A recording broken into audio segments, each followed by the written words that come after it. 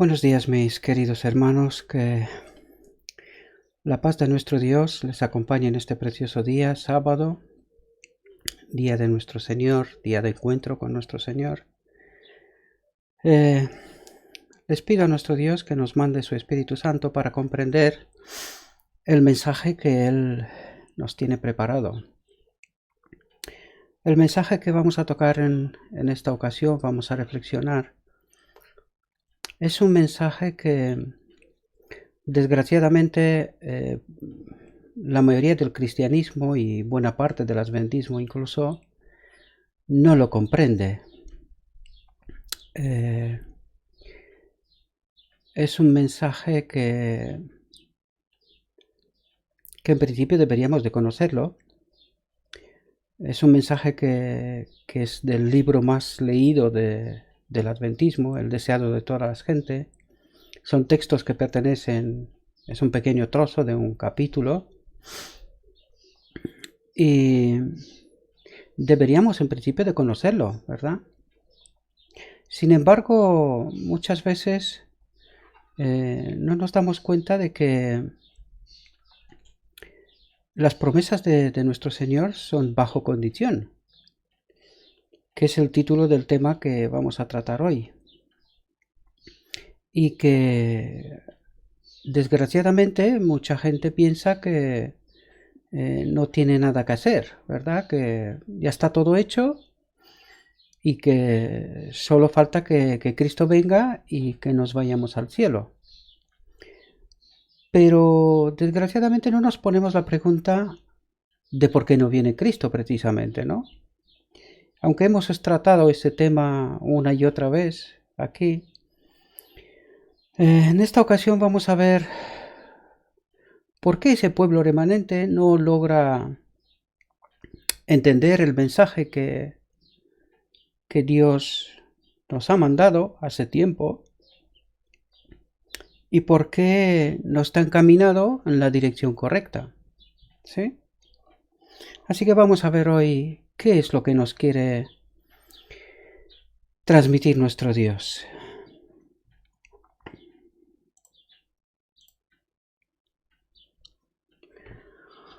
De cierto os digo, continuó Cristo, el que en mí cree, las obras que yo hago, también él las hará. Y no sé si realmente somos conscientes de lo que ese texto, esta frase está diciendo, ¿no?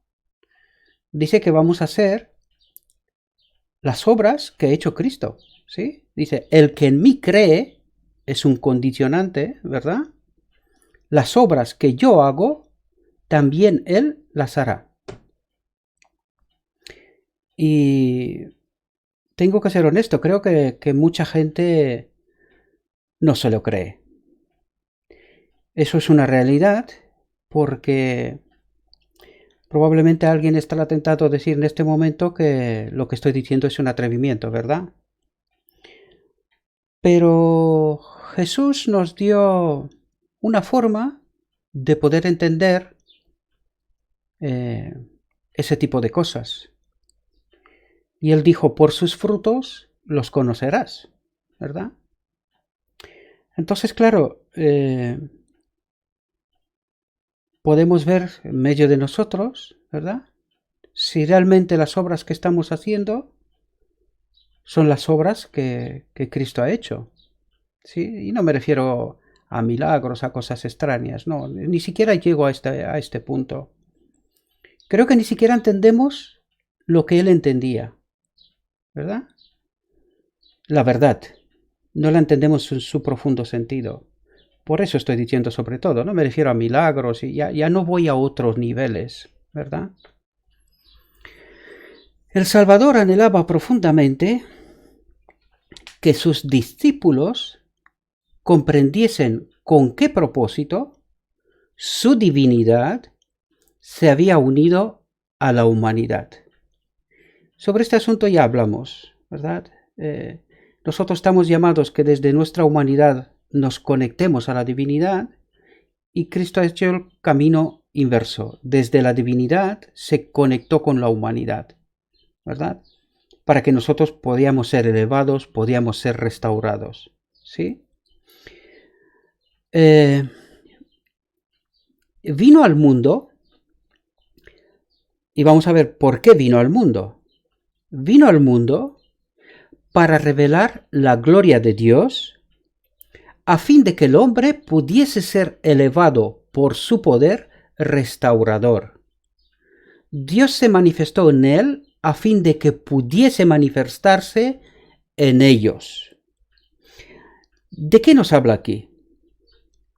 Cuando nos dice para revelar la gloria de Dios. Aquí en realidad lo que nos quiere decir toda esta parte de ese texto, ¿verdad? Porque dice revelar la gloria de Dios a fin de que el hombre pudiese ser elevado, lo que dijimos antes, desde la humanidad hacia la divinidad, por su poder restaurador. ¿Cuál es su espíritu, no? Es su poder restaurador. Dios se manifestó en él, ¿en quién? En Cristo. El Padre se manifestó en Cristo para que luego se pueda manifestar en nosotros. Y aquí vemos claramente que está hablando del propósito de Dios, ¿verdad? Él nos quiere restaurar a su propósito inicial. ¿Cuál era su propósito inicial? Lo dijimos en varias ocasiones, ¿verdad? ¿Cuál era la máxima expresión del amor? ¿Cuál podía ser la máxima expresión del amor? Que Dios se comparta con todos sus seres creados. Ese era el propósito de Dios, que Él habitase en nuestro templo, ¿verdad? Nosotros somos templos del Espíritu Santo, ¿no? Pues que Él habitase en nosotros y de esa manera poder vivir en perfecta armonía con el carácter de Dios, ¿verdad? Pues ese texto de eso nos está hablando. Y hay quienes a veces dicen que de lo que estamos hablando aquí es que queremos ser como Dios, es decir, de una forma sutil está diciendo que queremos lo mismo que quiere Satanás, ¿verdad? Subirnos en el monte de los dioses y ser como Dios, de la misma sustancia. Pero lo que no entienden esos maestros de Israel, desgraciadamente, es que es precisamente Dios el que quiere que nosotros nos parezcamos a su imagen, ¿verdad? No a su sustancia, nadie pretende eso. Pero es Dios el que quiere que nosotros reflejemos su imagen, su carácter, ¿verdad? Esta es la voluntad de Dios, no es la voluntad del hombre. A eso estamos invitados, en realidad. Y eso simplemente me revela que aquellos que comentan lo que acabo de decir antes, desgraciadamente, no conocen a Dios. Están guiados por otro espíritu porque si no, es incomprensible que alguien pretenda decir que uno quiere ser como Dios desde la perspectiva de Lucifer, de Satanás, mejor dicho, ¿no? Nadie ha dicho esto aquí, ni se pretende eso, ¿verdad? Sino estamos hablando de otras cosas. Si no se entiende, quizás el mejor consejo que se le podría dar es déjanos de seguir, ¿verdad? Deja de seguir este canal y siga haciendo lo que estaba haciendo, ¿verdad? Hasta ahora, y así no tenemos ningún tipo de conflictos, ¿verdad? Porque está claro que no entiende el mensaje que pretendemos transmitir aquí. Y no hay ninguna maldad en lo que estoy diciendo. Simplemente, si no entiende, no hay ningún problema. Esto quiere decir que el mensaje no es para ti. Y ya está. No hay problema en eso. Jesús no reveló cualidades ni ejerció facultades que los hombres no pudieran tener por la fe en él. ¿Entendemos? Jesús no reveló cualidades ni ejerció facultades que los hombres no pudieran tener por la fe en él. ¿Lo entendemos? Yo sé que necesitamos todo el poder del Espíritu Santo para poder comprender estos mensajes, mis queridos hermanos, y necesitamos una mente abierta, sin prejuicios, como si no supiéramos nada, ¿verdad? Pero como dijimos en la reflexión anterior, es tratar de entender lo que Dios me quiere transmitir y tener esa fe que me pueda llegar, ¿verdad? Llevar a esa condición. Porque debo de entender claramente a quién quiero escuchar. ¿A Satanás que me está diciendo que no puedo? ¿O a Cristo o a Dios que me está diciendo que sí puedo? Este es el conflicto, este es el Armagedón, es la batalla por nuestra mente. ¿Entendéis? Que empezó en Edén, pero que al final del tiempo será y es cada vez más aguda, ¿verdad? Porque fijaos, incluso gente que es estudiada y no comprende el conflicto, desgraciadamente. Lo digo con toda honestidad y con todo el cariño y el amor del mundo, ¿verdad? Pero está claro, cuando no entiendes el conflicto, lo he dicho en otras reflexiones anteriores, ¿qué espíritu me guía? ¿Verdad? ¿De dónde cojo esta enseñanza que tengo? ¿Verdad? Y esta creencia que tengo. Y prefiero no escuchar a Dios, lo que Él me está diciendo, y estoy escuchando otro tipo de espíritus, ¿verdad? Que me está diciendo que no puedo. Entonces, está claro que en alguna parte algo no anda bien, ¿verdad? Y había que buscar qué es lo que no anda bien, ¿no? Repito una vez más la frase. Jesús no reveló cualidades ni ejerció facultades que los hombres no pudieran tener por la fe en Él. Su perfecta humanidad es lo que todos sus seguidores pueden poseer si quieren vivir sometidos a Dios como Él vivió. Y aquí hay dos claves. Primero dice, su perfecta humanidad. ¿Qué quiere decir? Que Él era como tú y como yo, querido. Y querida, por supuesto. Espero que me entendáis en este sentido, ¿sí? Él era uno como nosotros. Y por eso dicen, su perfecta humanidad, Él vivió sometido a Dios por completo. Y esa es la clave en realidad. La clave es que querramos vivir sometidos a Dios como Cristo vivió. Entonces, podemos hacer las obras que Cristo hizo. Pero desgraciadamente no queremos vivir sometidos, ¿verdad? Nosotros preferimos un Dios, un sustituto que haga las cosas por nosotros y que de una manera milagrosa nos saque de aquí, ¿verdad? Pero sometidos a la voluntad de Dios, eso no queremos, ¿verdad? Porque es contra nuestra naturaleza. Claro, ahí está el conflicto, ¿verdad? Y mayores que éstas hará, porque yo voy al Padre. Con esto no quiso decir Cristo que la obra de los discípulos sería de un carácter más elevado que la propia, sino que tendría mayor extensión. No se refirió meramente a la ejecución de milagros, sino a todo lo que sucedería, atentos aquí, bajo la operación del Espíritu Santo. Y aquí tenemos que entender algo. En la exposición anterior dijimos que el remanente final hará la mayor obra de la historia de la humanidad.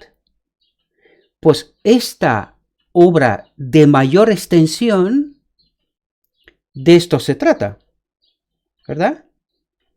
De una obra de mayor extensión. ¿Bajo el mando de quién? Recordad Apocalipsis, ¿verdad? Al tercer ángel, que somos nosotros, la iglesia de la Odisea, el remanente final, se le une ¿quién? Bajo la operación del Espíritu Santo. ¿Entendemos? Es decir, se une el Espíritu Santo bajo el mensaje del tercer ángel, por tanto el tercer y el cuarto ángel con poder harán esta obra de mayor extensión. De eso estamos tratando. ¿Entendemos? Esto no quiere decir que hasta este momento nosotros no tenemos que hacer nada, porque si no, entonces no tiene sentido todo lo que estamos haciendo aquí, ¿verdad? Pero que en aquel instante, bajo el poder del Espíritu Santo, bajo la operación, el mando del Espíritu Santo, y la forma como Él decide, ¿verdad? Esa obra alcanzará su final, ¿verdad? La promesa del Salvador a sus discípulos es una promesa hecha a su iglesia hasta el fin del tiempo. Es decir, lo que les dijo a los discípulos tiene que ver conmigo y contigo hoy, ¿verdad? No es una promesa hecha solamente para ellos, sino que a toda su iglesia a lo largo del tiempo hasta el final. ¿Sí? Fijaos, Dios no quería que su admirable plan para redimir a los hombres lograse solamente resultados insignificantes. ¿Qué es lo que estamos obteniendo ahora, verdad? Yo diría casi hemos desaparecido, porque este movimiento nació con un propósito, con un mensaje específico, y desgraciadamente a lo largo de la historia hemos perdido el propósito, hemos perdido el mensaje, y somos unos más, ¿verdad? Pues claro, nuestros resultados en esa condición son insignificantes. Y yo casi diría que estamos a punto de desaparecer como pueblo, porque semejante división que tenemos dentro, ¿verdad? En varios aspectos, ¿sí? Tanto de organización como teológico, ¿verdad? Todos los que quieran ir a trabajar, no confiando en lo que ellos mismos pueden hacer, sino en lo que Dios puede hacer para ellos y por ellos. ¿Entendemos? Es decir, si no estamos acompañados por el poder de Dios, nada podemos hacer, lo dijo Cristo. Sin mí, nada podéis hacer. Pues eso es lo que nos está diciendo. Si el Espíritu Santo, el Espíritu de Dios, el poder de Dios, no nos acompaña, pues estamos solos. Bueno, en realidad no estamos solos, pero, en fin, nada podemos hacer, ¿verdad? Nada del propósito de Dios, que algo sí que estamos haciendo, pero no para Dios. Experimentarán ciertamente el cumplimiento de su promesa. Mayores obras que éstas hará. Él declara, porque yo voy al Padre. ¿Por qué dice esto? Pues es como garantía de que se nos envía ese poder, ¿verdad? Es la garantía de que ese poder se nos envía. Si Él va al Padre, viene el Consolador, el poder, el Espíritu de Dios. ¿Comprendemos? Eso es lo que nos quiere transmitir. En mi nombre ordenó Cristo a sus discípulos que orasen. ¿En nombre de quién? En nombre de Cristo. En el nombre de Cristo han de permanecer siguiéndole delante de Dios. Y eso vamos a entenderlo enseguida, ¿verdad? ¿Qué es lo que nos quiere decir aquí? Han de permanecer siguiéndole delante de Dios. Porque esto requiere una cierta condición. Delante de Dios, en la condición que estamos, no aguantamos. Desaparecemos, ¿verdad? Pero aquí nos dice, en el nombre de Cristo han de permanecer siguiéndole delante de Dios. Y vamos a ver de qué nos habla. Por el valor del sacrificio hecho por ellos, son estimables a los ojos del Señor. A causa de la imputada justicia de Cristo, ¿cuál era la justicia de Cristo? El Padre habitaba en él, ¿verdad? Y Él desea que a través de Él habite también en nosotros. Por lo tanto, debemos entender claramente que la justicia imputada de Cristo es el poder que se nos envía, ¿verdad? Para obedecer. Y enseguida lo vamos a ver, ¿sí? A causa de la imputada justicia de Cristo son tenidos por preciosos. Por causa de Cristo, el Señor perdona a los que le temen, a los que le respetan, a los que le obedecen. Eso es lo que quiere decir, no nos habla del miedo aquí, ¿verdad? Nuestro Dios es un Dios de amor, no de miedo, ¿sí? No ve en ellos la vileza del pecador, es decir, aquellos que siguen a Cristo no desobedecen, ¿verdad? No viven en rebeldía, por eso nos está diciendo, no ven ellos la vileza del pecador. Aquellos que no obedecen a Cristo, pues viven en rebeldía de frente, ¿verdad? Enfrentando a Dios. Pues son viles, ¿no? Pero en este caso dice que no, porque esta gente sigue a Cristo, ¿verdad? Vive en obediencia, vive en respeto y temor de Dios. ¿Comprendemos?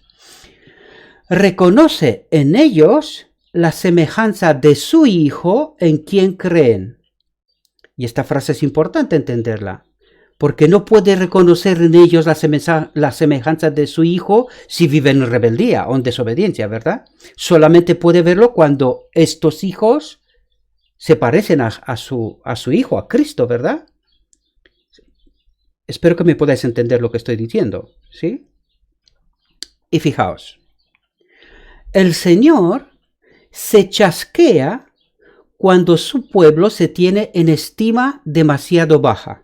¿Qué quiere decir aquí? Pues lo que dijimos antes.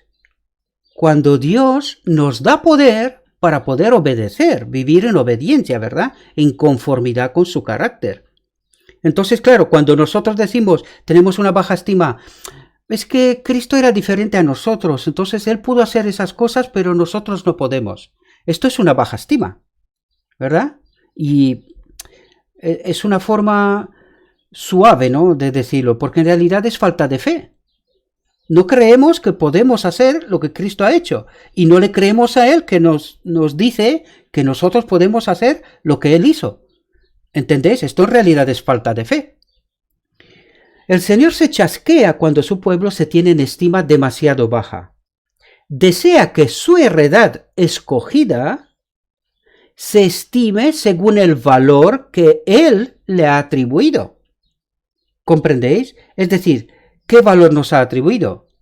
Hijos e hijas de Dios, que viven con el poder que Él nos da en obediencia. Este es el auténtico valor que se nos dio. ¿Entendemos? Dios la quería. De lo contrario, no hubiera mandado a su hijo a una empresa tan costosa para redimirla. ¿Verdad? Dice, tiene empleo para ella y le agrada cuando le dirige las más elevadas demandas a fin de glorificar su nombre. ¿Cuál es la más elevada demanda? Vivir según el carácter de Dios, ¿verdad? Esta es la más elevada demanda, es lo único que espera de nosotros, ¿verdad? Y para eso se nos ha dado poder, si así lo creemos. ¿Entendemos? Por eso Él espera que glorifiquemos su nombre, ¿verdad? Viviendo de esta manera. Puede esperar grandes cosas si tiene fe en sus promesas. Condicionante, ¿verdad? Si tiene fe en sus promesas. Y yo creo que precisamente este es el talón de Aquiles. Es que no lo creemos, desgraciadamente. Desgraciadamente lo digo, ¿sí? Fijaos aquí, no me entró, pero este es uno de aquellos textos que suelo ponerle un texto para enmarcar, ¿verdad? Porque aquí nos está diciendo cosas que son muy importantes y realmente habría que reflexionar con mayor profundidad y comprender qué es lo que nos quiere transmitir, ¿verdad? Pero fijaos, dice, pero orar en nombre de Cristo significa mucho. Esto es muy importante, eso es lo que quiere decir. Orar en nombre de Cristo significa mucho. Y vamos a ver qué significa. Dice, significa que hemos de aceptar su carácter, manifestar su espíritu y realizar sus obras. Y aquí debemos de parar. ¿Es esa mi experiencia personal? Cuando me arrodillo y hablo con Cristo, con el Padre en nombre de Cristo, ¿es esa mi condición? Dice, hemos de aceptar su carácter. ¿Aceptar su carácter qué es? Es el poder del Espíritu Santo en nosotros. Es el reflejo del carácter de Dios. ¿Comprendemos? De eso está hablando. Hemos de aceptar su carácter, es decir, a su Espíritu Santo. Manifestar su Espíritu, ¿verdad? Hemos de aceptar el Espíritu Santo, manifestarlo, manifestar su Espíritu y realizar sus obras por el poder del Espíritu. ¿Entendéis? ¿Y es esa mi experiencia? ¿Es la tuya? Eso es muy importante que lo entendamos, mis queridos hermanos, porque estos son condicionantes. Y todo está ligado a la fe. Nosotros creemos que fe es una cosa así mental, intelectual, una cosa así. Es que no es eso, queridos. Es que no es eso. Es mucho más profundo que eso. Y aquí lo podemos ver. ¿Entendéis? Porque en realidad el problema principal es precisamente que no tenemos fe. Es decir, que no creemos a Dios. Vuelvo al Armagedón final. ¿A quién creemos? ¿A Dios que dice que sí podemos o a Satanás que nos dice que no podemos? Ahí está la llave del conflicto. La clave, esta es la clave. ¿A quién creemos? La promesa del Salvador se nos da bajo cierta condición. Si me amáis, dice, guardad mis mandamientos. Esto parece sencillo, ¿no? Porque todo el cristianismo dice, nosotros amamos a Dios. Bien, estupendo. ¿Y guardamos sus mandamientos?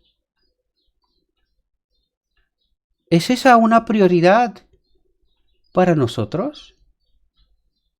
Y con eso no quiero decir que guardar los mandamientos son un propósito en sí mismo, sino que guardando los mandamientos en realidad estamos glorificando a Dios. No estamos intentando obtener nuestra salvación. Hay que entender muy bien lo que estamos diciendo, ¿verdad? Nosotros no guardamos los mandamientos para ser salvos, sino para glorificar a Dios. Porque nosotros para nuestra salvación no podemos hacer nada en absoluto. ¿Comprendemos? Por lo tanto dice, si me amáis, por lo tanto, si no guardamos los mandamientos quiere decir que no le amamos. Están ligadas una con otra. Hay que reflexionar bien sobre esto. Y él dice, si me amáis, guardad mis mandamientos. Fijaos, él salva a los hombres no en el pecado, sino del pecado. Y los que le aman mostrarán su amor obedeciéndole. ¿Qué están haciendo? Mostrarán su amor, glorificarán a Dios, ¿verdad? Mostrarán su amor obedeciéndole. ¿Es esa nuestra condición? Tenemos que reflexionar sobre esto, queridos hermanos, porque no es... ¿Os dais cuenta? Es una condición.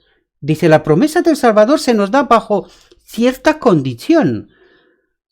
¿Y cumplo esa condición? Y si no la cumplo, ¿sé por qué? ¿Entendéis? Esto tiene que ser una reflexión personal. Yo aquí no puedo hacer más que lo que está escrito, ¿verdad? Pero os invito a que hagáis una reflexión personal. Si amo a Dios, debo de guardar los mandamientos. Y si no guardo los mandamientos, esto significa que no amo a Dios. Aquí debe de haber algo que no funciona. Y lo que no funciona es que no hemos aceptado al Espíritu Santo. ¿Entendemos? Toda verdadera obediencia proviene del corazón. ¿Qué es lo que quiere decir esto? Es decir, que mucha gente piensa que nosotros guardamos los mandamientos porque es como una obligación, ¿verdad? Hay que cumplir los mandamientos, ¿sí? Pero Dios nos está diciendo, dice, no me has entendido, hijo. No me has entendido. Si tú no me amas, de tu corazón, si realmente no entiendes lo que he hecho y lo que sigo haciendo por ti, todo lo que yo puedo representar por ti, no me amas. Si tú no entiendes eso, no entiendes todo lo que estoy haciendo, no me amas. Porque si me amaras, estarías reflexionando sobre todo lo que he hecho y sigo haciendo por ti, y solo puedes terminar amándome. ¿Comprendemos? Por lo tanto, él exige que esa obediencia tiene que venir del amor, no como un cumplimiento legal, ¿verdad? Como mucha Mucha gente, el cristianismo en términos generales, entiende que la ley es una cuestión legal, jurídica. Pues falso. Falso, y en esa pequeña frase lo entendemos claramente. Toda verdadera obediencia proviene del corazón, es decir, del amor. Es una respuesta a lo que Dios ha hecho y sigue haciendo por nosotros. Es una respuesta que viene del amor. Estamos enamorados de Dios. No podemos vivir de otra manera. ¿Entendemos? Y lo vamos a entender porque todavía el texto tiene más cosas que decirnos. Fijaos, la de Cristo procedía del corazón. Es decir, todo lo que estaba haciendo era del amor. Es por voluntad propia, por entendimiento de quién es Dios, ¿verdad? Y fijaos aquí. Y si nosotros consentimos, se identificará de tal manera con nuestros pensamientos y fines, amoldará de tal manera nuestro corazón y mente en conformidad con su voluntad, que cuando le obedezcamos, estaremos tan solo ejecutando nuestros propios impulsos. Aquí me quiero parar un momento, mis queridos hermanos, porque el evangelio que se predica hoy, este evangelio de que Dios te ama y eres salvo y solo tienes que esperar que venga Cristo y ya está, aquí podemos darnos cuenta de que este es un falso evangelio, ¿verdad? Porque fijaos la simbiosis que se requiere entre lo divino y lo humano. Fijaos, lo vuelvo a leer una vez más porque esto es sumamente importante. Fijaos, dice, y si nosotros consentimos, es decir, sin nuestro acuerdo no se puede llevar a cabo esto. Si nosotros consentimos, Dios, el Espíritu de Dios, se identificará de tal manera con nuestros pensamientos y fines, propósitos, ¿verdad? Con nuestros objetivos de todos los días, de lo que vivimos, amoldará de tal manera nuestro corazón y mente en conformidad con su voluntad, ¿sí? Que cuando le obedezcamos, estaremos tan solo ejecutando nuestros propios impulsos. Es decir, la inercia, la respuesta de todas las situaciones sería la voluntad de Dios y no el pecado. ¿Entendemos? Es decir, nuestras elecciones, nuestras decisiones vendrán de manera natural. Y aquí hay que pararse y preguntarse, ¿es eso lo que me está pasando? ¿He logrado llegar yo a esa simbiosis, esa unión en donde la voluntad de Dios es mi voluntad? Es decir, todas mis decisiones de manera natural están en conformidad con la voluntad de Dios. ¿Lo entendemos? A esa condición tenemos que llegar, mis queridos hermanos. Por supuesto que no por nuestro esfuerzo, sino por el poder del Espíritu Santo, pero para eso necesitamos aceptarlo. ¿Entendéis? Y no es tan fácil. Si lo fuera, no nos lo diría tantas veces y de tantas formas. ¿Comprendéis? La voluntad refinada y santificada hallará su más alto deleite en servirle. ¿Lo entendemos, mis queridos hermanos? Dice la voluntad. ¿Cuál voluntad? Mi voluntad. La voluntad refinada y santificada hallará su más alto deleite en servirle. ¿Cuánto trabajo tenemos que hacer? ¿Cuánto trabajo, mis queridos hermanos? Cuando conozcamos a Dios, como es nuestro privilegio conocerle, nuestra vida será una vida de continua obediencia. Vuelvo a preguntar, ¿es esa mi experiencia y la tuya?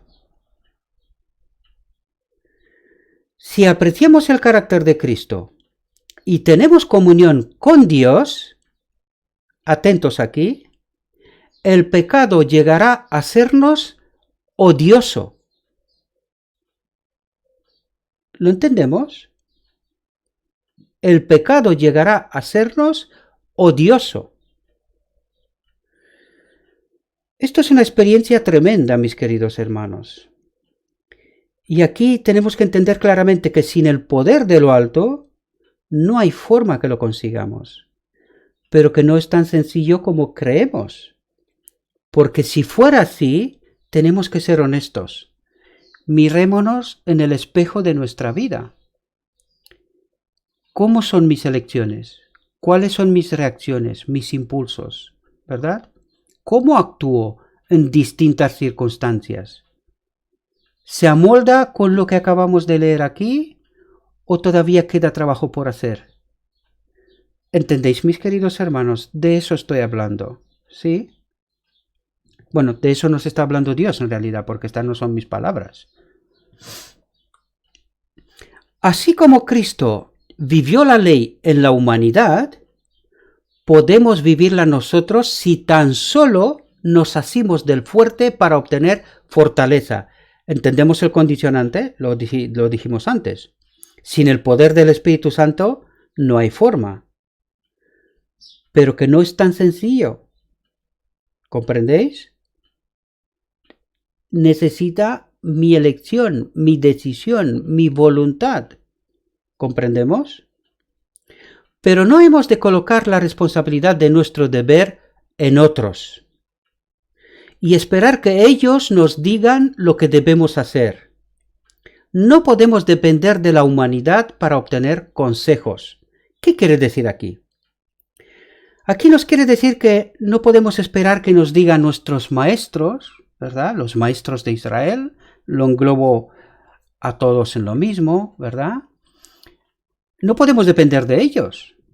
No podemos esperar que ellos nos tienen que decir lo que tenemos que hacer o que nos dé consejos, ¿verdad? Eso es lo que está diciendo el texto. Fijaos a continuación. El Señor nos enseñará nuestro deber, tan voluntariamente como alguna otra persona. Es decir, que ellos, los maestros de Israel, no pueden ni deben de tener otra fuente más que el Espíritu de Dios, y lo escrito está. Eso es lo que nos está diciendo. Por lo tanto, ¿qué nos impide a nosotros tener esa misma fuente? La fe, ¿sí? Y el deseo de estudiar la palabra de Dios, de entender la voluntad de Dios. Eso es lo que está diciendo el texto, ¿verdad? Si acudimos a Él con fe, nos dirá sus misterios a nosotros personalmente. ¿Entendéis? Dios nos invita que hablemos con Él. ¿Cuál es nuestra pregunta? ¿Cuál es nuestra duda? ¿Qué problema tenemos y necesitamos resolución? Pues Dios dice, acércate a mí, yo te enseñaré, ¿verdad? Eso es lo que nos está diciendo. Nuestro corazón arderá con frecuencia en nosotros mismos cuando Él se ponga en comunión con nosotros, como lo hizo con Enoc. ¿Entendemos? Dios quiere que nosotros tengamos una experiencia personal, una convivencia personal con su Espíritu, que confiemos en Él, ¿verdad? Y en su poder, en su consejo, ¿verdad? A eso nos invita nuestro Dios. Los que decidan no hacer en ningún ramo algo que desagrade a Dios, sabrán después de presentarle su caso exactamente qué conducta seguir. ¿Comprendemos? Es decir, si estamos cuidadosos en nuestro diario vivir, Dios nos revelará exactamente qué conducta seguir. ¿Sí? Eso es lo que nos quiere decir. Y recibirán no solamente sabiduría, sino fuerza, poder, ¿verdad? De llevar a ejecutar, a cumplir aquello que recibiremos, ¿verdad? Se les impartirá poder para obedecer, para servir según lo prometió Cristo. Vuelvo a preguntar otra vez, ¿pero lo creemos? ¿Entendemos? Cuanto se dio a Cristo, todas las cosas destinadas a suplir la necesidad de los hombres caídos, se le dio Y atentos aquí, hemos hablado sobre este asunto, pero hay quien no se lo cree, ¿sí? Se le dio a Cristo como a la cabeza y representante de la humanidad, por la eternidad, queridos. Él será la cabeza de esta humanidad, ¿verdad? Durante la eternidad. Y cualquier cosa que pidiéremos, la recibiremos de Él, porque guardamos sus mandamientos y hacemos las cosas que son agradables delante de Él. Condicionante. ¿Lo entendemos? Cualquier cosa que pidiéremos, la recibiremos de Él, porque guardamos sus mandamientos y hacemos las cosas que son agradables delante de Él. Y si no las recibimos, ya sabemos por qué. ¿Entendéis? Cuando Él, el Espíritu de verdad, viniere, redarguirá al mundo de pecado y de justicia y de juicio. La predicación de la palabra sería inútil sin la continua presencia y ayuda del Espíritu Santo. Y eso es clave, mis queridos. Porque muchas veces nos ponemos a predicar cosas irrelevantes en realidad. No logramos entender que estamos al final del tiempo, que quedan segundos le queda a esta tierra. Y que tenemos un pueblo que preparar, el remanente final. Puede ser yo o puedo no serlo, pero eso da igual. Mi deber es preparar este remanente final. El fin del mundo está depositado en este remanente final.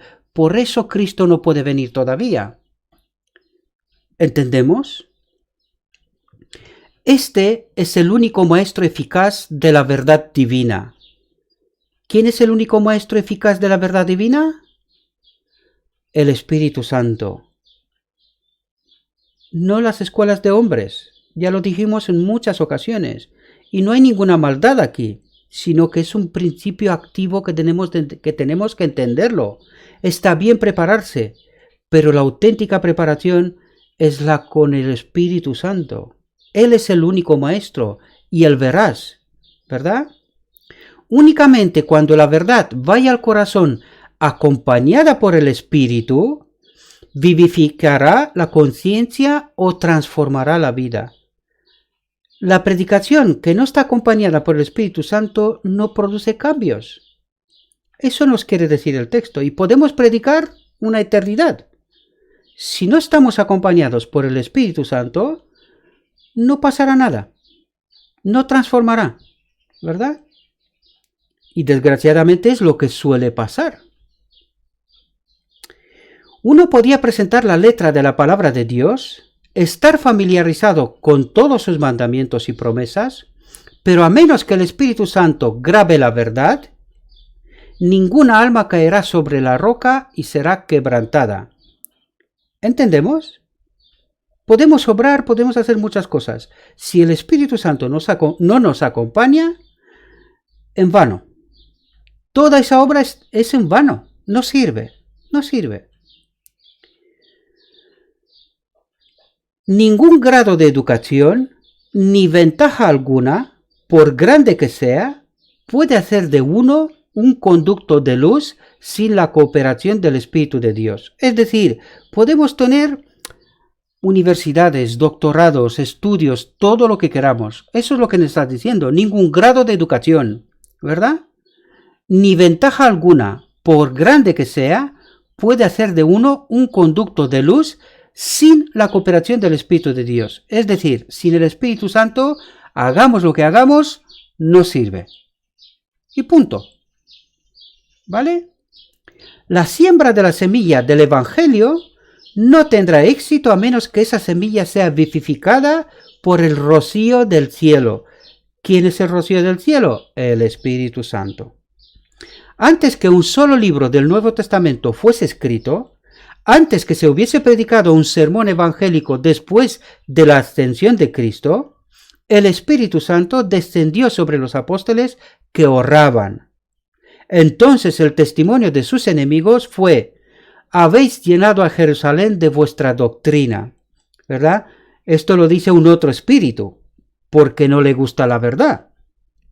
Pero cuando la predicación está acompañada por el Espíritu Santo, esa es la respuesta a la obra del Espíritu Santo. Habéis llenado a Jerusalén de vuestra doctrina. Aquí me dirijo a los maestros de Israel. ¿Puede ser que sea esto lo que está pasando hoy? ¿Que al mensaje de lo alto se le dé esta respuesta? ¿Es posible? Simplemente os pido que la contempléis, nada más. No me tenéis que creer en absoluto. Aquí tenemos lo escrito está, ¿sí? Cristo prometió el don del Espíritu Santo a su iglesia. Y la promesa nos pertenece a nosotros tanto como a los primeros discípulos. Es decir, no hay ninguna diferencia. Pero como toda otra promesa, nos es dada bajo condiciones. Es decir, todas las promesas de Dios son condicionadas. Eso es lo que está diciendo. Pero como toda otra promesa, nos es dada bajo condiciones. Hay muchos que creen y profesan aferrarse a la promesa del Señor, hablan acerca de Cristo y acerca del Espíritu Santo, y atentos aquí, y sin embargo no reciben beneficio alguno. No entregan su alma para que sea guiada y regida por los agentes divinos. Una condición, ¿la entendemos? No entregan su alma para que sea guiada y regida por los agentes divinos. No podemos emplear al Espíritu Santo. El Espíritu ha de emplearnos a nosotros. Y desgraciadamente mucha gente cree que corrigen a otros, los llaman herejes y que están promoviendo falsa doctrina y cosas por estilo, y con eso no quiere decir que no hay también ese tipo de gente. Sí, pero también tenemos la forma de detectar si algo es conforme con lo escrito está o no. Y ese es un trabajo que se tiene que hacer. Pero si el mensaje que viene está conforme con lo escrito está, ¿verdad? Entonces debemos de aceptarlo. Y muchos estamos intentando manipular al Espíritu Santo. ¿Cómo? Pues diciendo que este mensaje es nulo, es falso, cuando en realidad viene de Dios. Y si queréis una demostración, la más reciente, 1888. Dios, a través del Espíritu Santo, levanta un mensaje, ¿verdad? ¿Qué pasó? Se rechazó. Consecuencia, el Espíritu Santo se apartó. ¿Es esa una manipulación del Espíritu Santo? Pues sí. Claro, eso es lo que estamos haciendo. El Espíritu Santo quiere obrar y nosotros le decimos, no, apártate, que esto no nos sirve, ¿verdad? Este mensaje no viene de Dios. Manipulamos al Espíritu Santo. ¿Entendemos? Y dice, el Espíritu ha de emplearnos a nosotros, pero para eso debemos de distinguir el Espíritu. Y si no estamos en armonía con Dios, con su carácter, pues claro, no lo identificamos. Eso es lo que está pasando. No lo identificamos. Por el Espíritu obra Dios en su pueblo. Así el querer como el hacer por su buena voluntad. Pero muchos no quieren someterse a eso. ¿Lo hemos escuchado bien? Pero muchos no quieren someterse a eso. Quieren manejarse a sí mismo. Esta es la razón por la cual no reciben el don celestial. Aquí está la clave, queridos. Nosotros queremos entender el Evangelio a nuestra manera, ¿verdad? Dios nos habla. Él levanta mensajeros y Él habla. Siempre ha hablado. En toda la historia. Pero nosotros queremos manejarnos a nosotros mismos. Es decir, nosotros queremos hacer las cosas a nuestra manera. Y dice, Esta es la razón por la cual no reciben el don celestial. Y es así como hemos llegado donde estamos, queridos. Por eso, porque nosotros queremos hacer las cosas a nuestra manera, no a la de Dios. Por lo tanto, el Espíritu Santo no nos acompaña, ¿verdad? Únicamente aquellos que esperan humildemente en Dios, que velan para tener su dirección y gracia, se da el Espíritu. ¿Cómo se nos da el Espíritu? Únicamente a aquellos que esperan humildemente en Dios, que velan para tener su dirección y gracia, se da el Espíritu. El poder de Dios aguarda que ellos lo pidan y lo reciban. ¿Entendemos las condiciones? Es así como Dios puede trabajar.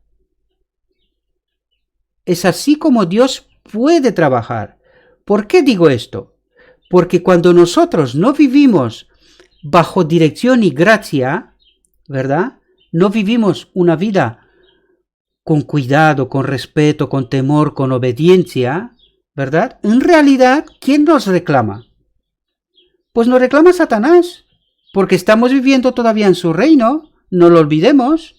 Por eso Dios no puede actuar mientras nosotros no entramos en conformidad con su voluntad.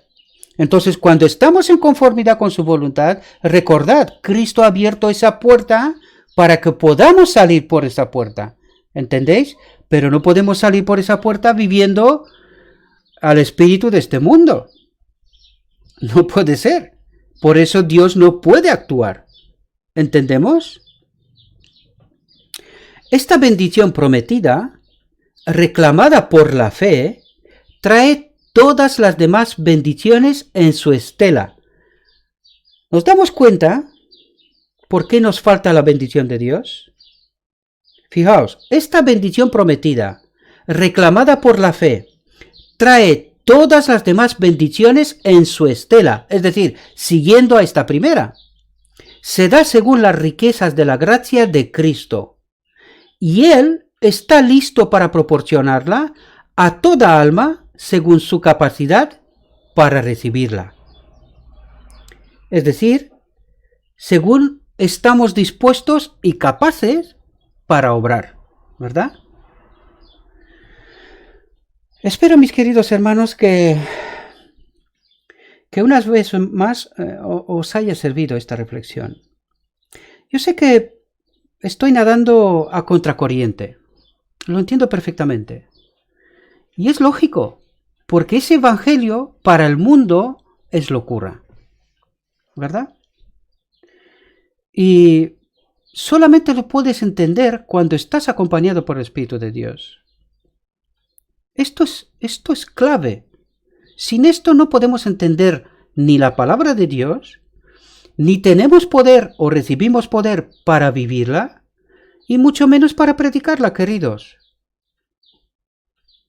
Porque la predicación tiene que transformar.